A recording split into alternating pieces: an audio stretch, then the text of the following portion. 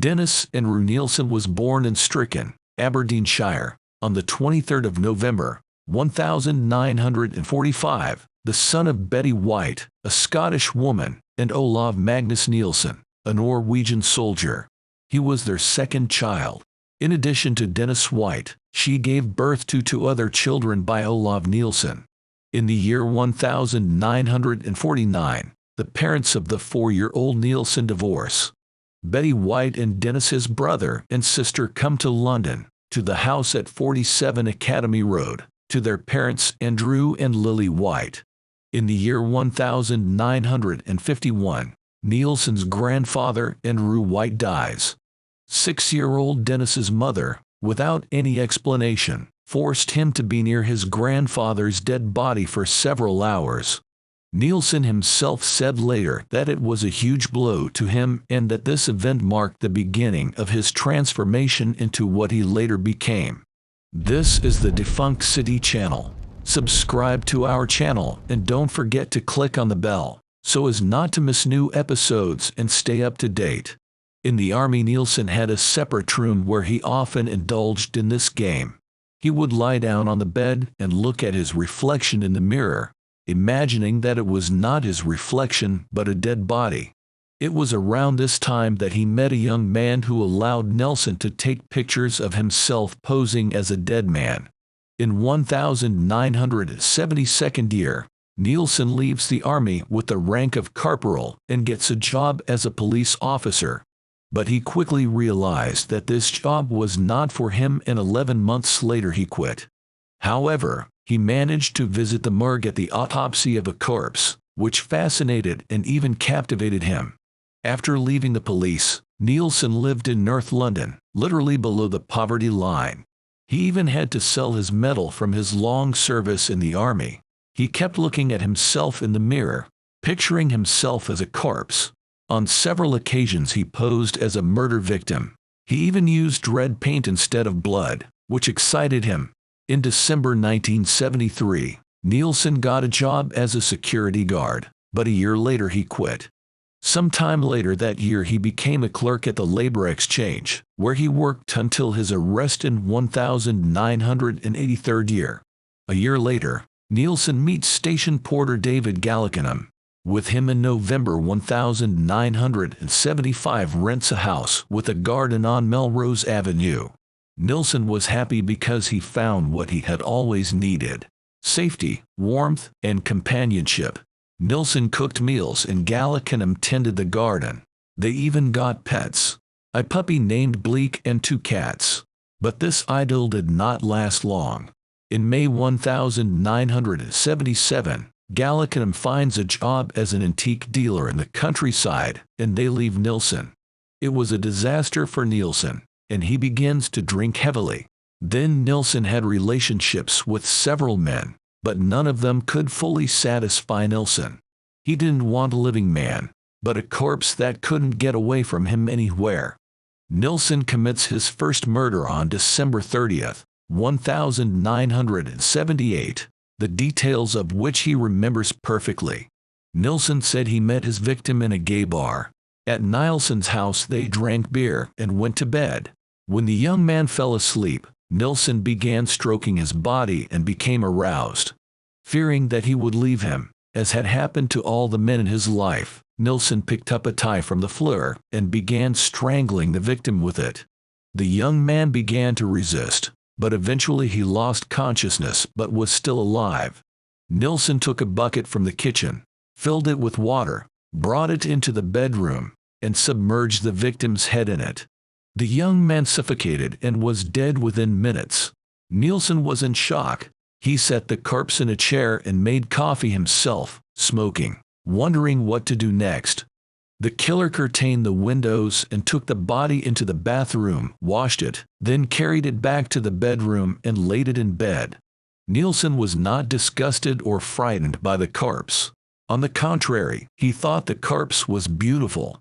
At a nearby hardware store, Nielsen bought an electric knife and a large cauldron, but could not bring himself to dismember the body. He dressed him, took a bath himself, and tried to have sex with the corpse, but could not get aroused. The maniac put the corpse on the floor, covered it with a curtain, and fell asleep. When he woke up, he watched TV and thought about what to do next. Dennis thought about suicide as well. After removing some floorboards, he tried to shove his body under the floor, but rigor mortis had developed and it was impossible to bend the body. The next day, Nielsen was still able to hide the body under the floor. There the dead body remained for 7.5 months. A couple of times Nielsen dismantled the floor to look at it, and once extracted it and took a bath with it. On August 11, 1979, Nielsen built a fire in his garden and burned the corpse on it, along with the rubber to hide the smell of burning flesh. In January of 2006, Scotland Yard reported that the first person killed was 14-year-old Irishman Stephen Dean Holmes. This boy was not homosexual and was not at any gay club on the day of the murder, but was on his way home from a pop concert. Then the maniac had an unsuccessful murder attempt on the 31st of October 1979 at the Salisbury Bar near Trafalgar Square. Nielsen met Andrew Ho, a student from Hong Kong. At Nielsen's home, Ho tried to engage him in erotic bondage games, the so-called bondage games. But the killer was not interested and wrapped his tie around Ho's neck, saying he wanted to play a dangerous game, and began strangling the young man. Ho broke free, grabbed a brass candlestick, hit Nielsen over the head with it, and he lost consciousness from the impact. Ho told the police about it, but the student did not file a written report, so the police would not do anything about it. The second murder Nielsen committed on December 3, 1939. The victim was a 23-year-old Canadian student, Kenneth O'Condon, whom the serial killer met in the pub Princess Louise located in High Holborn. The student was strangled with a headphone cord during sexual intercourse. Although other reports indicate that O'Condon was not homosexual, he was simply sitting in a chair listening to music on his headphones. Nielsen approached him from behind and strangled him. When the killer stripped the corpse, he discovered that O'Condon had a large sum of money in Canadian dollars. Nielsen tore it up and burned it, then put makeup on O'Condon's dead face, washed his hair with shampoo, then placed the corpse in a cupboard and went to work in the morning.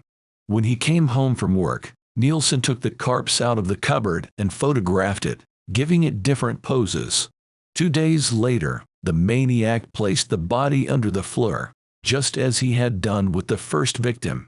Then, over a period of 2 weeks, he took the corpse out of there at least 4 times to talk to him and watch TV with him or have dinner together. Next, he would put the corpse in his bed and have sex with it between his thighs. Kenneth O'Condon was the only Nielsen victim reported missing to police. The other 7 Nielsen victims are unidentified to this day. Nielsen kills his third victim on May 13, 1980. She is 16-year-old homeless alcoholic and drug addict Martina Duffy. The murderer once again takes a bath with the corpse. Nielsen would later explain his passion for washing corpses as follows. The victim is the dirty dishes left over after a feast, and washing them is a common hygienic procedure. Duffy's body remained in the cupboard for 2 weeks before Nielsen placed it under the floor, next to Kenneth O'Condon's body. In the midsummer of the year 1980, the smells of decomposition in Nielsen's house become intolerable, so the killer decides to dispose of the bodies under the floor. He dismembers them, places their heads in plastic garbage bags and their torsos into suitcases, and hides it all in the garden shed. He buries some of the limbs in the garden and throws the insides in plastic bags into garbage cans. After a while, a passerby found a piece of internal organ in the tank that looked suspicious to him. He took it to the police, but they told him it was just waste from a butcher shop. Between July and September of 1980, the maniac committed another crime. This time the corpse was 26-year-old Scotsman Billy Sutherland. The killer had no memory of how the boy had been killed. The only thing he remembered was waking up in the morning next to his dead body. The unforeseen incident occurred on the 11th of August, the year 1980, and as a result of the incident the police came to Dennis's house. The complainant turned out to be Douglas Stewart. He testified that he had fallen asleep in a chair in Nielsen's house, and when he awoke his legs were tied and Nielsen had wrapped a tie around his neck. Stewart began to resist and pushed Nielsen away, after which he told him to get out. The police only made a report. Another of Nielsen's potential victims was rescued on November 10, 1980. The boy woke up as the maniac tried to strangle him. The young man broke free and escaped. The victim reported it to the police, but again they did nothing, believing it to be the usual sadomasochistic games of two homosexuals. The fifth victim was a young man of Filipino or Hispanic origin. The sixth victim was a construction worker of Irish blood. The seventh victim was a homeless hippie vagrant, a man who was malnourished. The killer invited him to his house, fed him, and drank a bottle of rum with him. When the young man fell asleep, he strangled him with his tie. However, he was so emaciated that Nielsen simply could not look at his body, so the killer got rid of him immediately. There is no information at all about the maniac's eighth victim. Not even the killer could remember anything. The ninth and 10th victims were each 18 years old. Dennis met them at the Golden Lion Bar on Dean Street. At the beginning of the year 1981, the maniac commits his 11th murder, the corpse being a skinhead. On the skinhead's body was a tattoo of a dotted line and an inscription that read, "Cut off on the dotted line." Nielsen did exactly that, in dismembering the corpse. Nielsen ventilated his house twice a day to get rid of the smell of decay and flies. Neighbors began to complain about the stench, but Nielsen told them that it was the normal smell of the building. To get rid of the corpses, Nielsen would lock his pets in the garden, strip down to their underwear himself, lay the corpse on the stone floor of the kitchen, cut up the body with knives, and boil some body parts in a cauldron. He placed the body pieces in plastic bags, took them to the garden, and burned them there on the fire. He placed old car tires in the fire so that the smell of burning rubber would mask the smell of burning flesh. He would crush the and burn large bones with a lawnmower and smash them with a hammer, and scatter the ashes in the garden. On September 18, 1081, Nielsen kills his 12th victim, Malcolm Barlow, a mentally retarded 24-year-old with epilepsy. Barlow had a seizure in the street, right outside the front door of Nielsen's house. Dennis had called an ambulance for him, and the next day Barlow decided to stop by and thank his rescuer. He sat on the porch steps of the house and waited for Nielsen for several hours until he came home from work. Nielsen invited him in, and Barlow immediately asked for a drink. Nielsen warned him that epilepsy drugs do not mix well with alcohol, but Barlow decided to take a chance. After drinking several glasses of rum, he passed out, after which he was strangled by a maniac. In October of the year 1981, the maniac moved out of the house and into an attic apartment building in North London. The serial killer's new address was now in Miswell Hill, Cranley Gardens. The guy who didn't become a corpse, too, was 19-year-old student Paul Nobbs, and his killer took him to his house. They drank, then went to bed. Nobbs woke up at 3:30 in the morning with a terrible headache. He went back to sleep and woke up at 6 in the morning. In the mirror in the kitchen, the student saw a deep red mark on his neck. The whites of his eyes were red, and his face was blue. Nielsen said that Nobbs looked terrible and advised him to see a doctor. That same day he went to a doctor, who told him that the marks on his neck could only have been the result of someone trying to strangle him. Nobbs did not report him to the police. In December of the year 1981, Nielsen kills his 13th victim, 23-year-old John Howlett, whom he had met earlier in the pub. A few days later, while Nielsen was drinking alone, he was approached by Howlett, who recognized him. They began talking, and then went to Nielsen's new apartment. After a while, Howlett began to annoy Nielsen with his brash behavior because he felt too much at home. Nielsen sarcastically remarked, "I didn't know you had moved here. I think it's time for you to move out. You'd better go now." But he didn't want to leave and eventually got drunk and passed out, whereupon Nielsen simply strangled him with his bare hands and then, in his usual scenario, drowned him in the bathtub. Later, the maniac dismembered the corpse, boiled the head, threw the large bones in the garbage, and placed the internal organs, arms and legs in plastic bags, in which he poured salt, and hid them in a box. He flushed some of the organs and pieces of flesh down the toilet.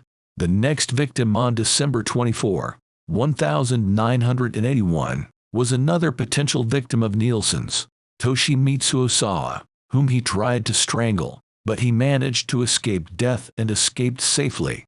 In the year 1982, the 14th murder occurred, the victim being a 28-year-old homeless alcoholic and drug addict, Graham Allen, whom Nielsen had met on Shaftesbury Avenue. He had no memory of killing him, however. The body had lain in the bathtub for 2 days, then underwent the same processing as the body of the previous victim.